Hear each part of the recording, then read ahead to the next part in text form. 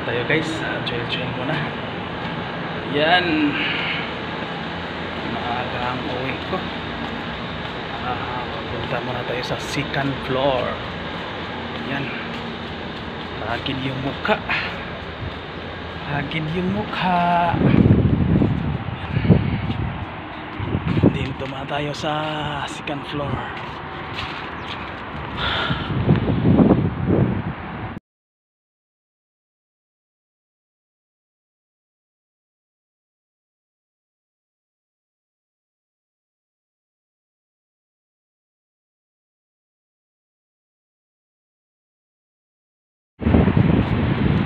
Yan ang Riyadh.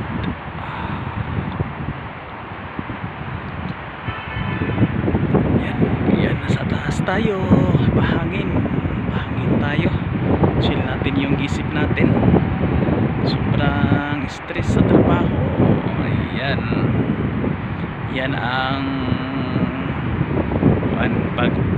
paghapon. Daming sasakyan, traffic. Tapos tingnan natin yung gabi din. Ano ang maganda pa siya tingnan. Yan ang nasa second floor kasi tayo. Yan, marami na traffic na. Yan.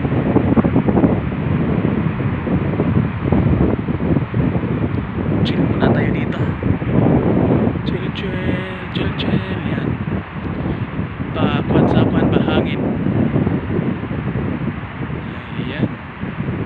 Yan ang Riyadh. Deserto. Pero hindi naman ako nasa sentro talaga ng city. Mga galing dito sa accommodation ko, mga 20 minutes ang biyahe papuntang city. Yan, picturehan natin yung araw, sikat ng araw. Yan. Hindi lang muna tayo mag tutorial kasi sobrang stress ako. Gusto ko pa iba naman ba. Kuan lang muna ng iba muna. Chill ko muna yung isip ko talaga kasi sobrang loaded. Hindi ko na malaman. Parang makuha na. Parang masasiraan tayo ng ulo.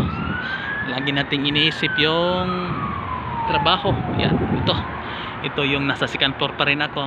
Ito yung kapaligiran ko. Ito yung palibot ng accommodation ko din. Kumbaga yung accommodation ko, compound kami. Ganun ba?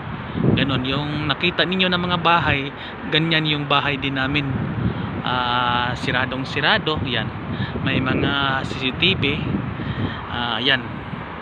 Karamihan dito yung mga kapitbahay ko, karamihan dito military, pulis yung kapitbahay ko. Yan, mga kapitbahay, mga pulis yan, military, nagtrabaho sa gobyerno. Tapos sa banda naman doon sa bakuan pa, sa mga kabilang kanto yon, may mga kuan dyan, mga istiraha, kumbaga ibig sabihin ng istiraha, mga paliguan ba, swimming pool, ganon. Every Friday maraming naliligo. Yan, dyan ako pag tuwing Friday. Dito ako maglalakad-lakad, papuntang tindahan, lakad-lakad, exercise, ganon yung kuan, ganon yung buhay dito. Maaga akong umuwi kasi gusto ko muna mag-relax talaga kasi sobra loaded sa trabaho. Tapos kunting pahinga lang muna para maka-recover yung utak ba. Sobrang stress talaga. Kumbaga hindi tayo mag-relax, baka masisira lang yung trabaho natin. Yan, dapat relax ko din. Yan ang mga paligid ko. Yan, basta i-update ko din kayo, ipakita ko din kung sa tuwing gabi ba ano ang resulta, maganda ba siya o hindi. Yan ang araw.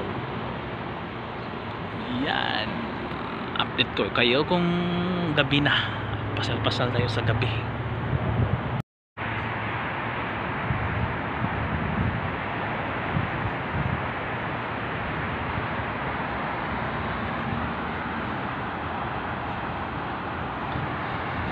Ayan ang gabi.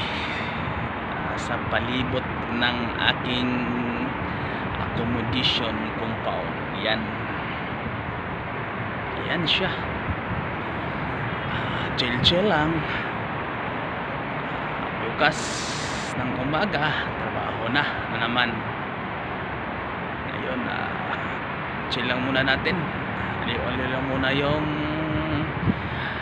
isip natin. Kuha natin sa